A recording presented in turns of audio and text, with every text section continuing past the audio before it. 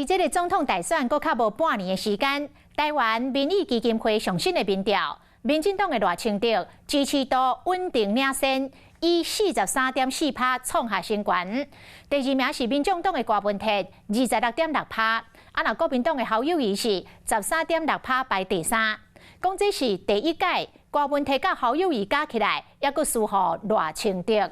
敢讲已经来拍破着三卡赌的局面咯。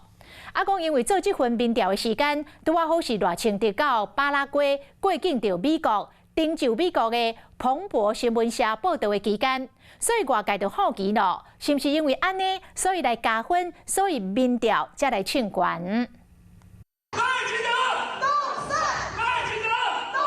芝加哥县来台湾奥运会伫昨来成立，由前民进党主席杜英台带队，超过300支持民众到现场收听。如今县来台湾奥运会毋但伫国内举办，世界各国嘛小连续对咧成立，领赢要展现出团结的气势。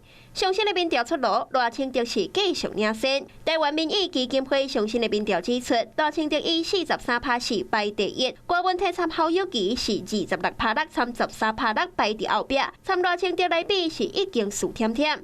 尤其赖清德参侯友宜两个人差伫要30%，就算郭文哲参侯友宜两个人加起来，犹原是输赖清德3%。参顶个月来比，赖清德的支持率阁增加7%，郭文哲是无啥变化，若侯友宜实力差不多7%。大家要看的是你如何带领这个国家，而不是纯粹只是用仇恨动员。每个民调都会有机构效应。赖清德，副总统，他在前几天到中南美去，到巴拉圭友邦去，过境美国，受到打压的时候，我觉得这个时候本来支持者就会浮现出来。是不是真正和赖清德的出访有关系？因为这份民调的时间点是8月14到8月15，多好就是赖清德出访的期间。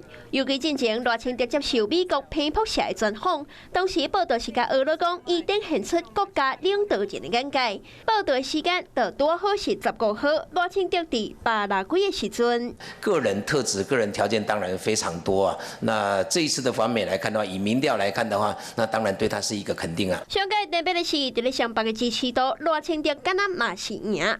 民调进一步显示，包括台北市、参新北市，拢是以42%排第一。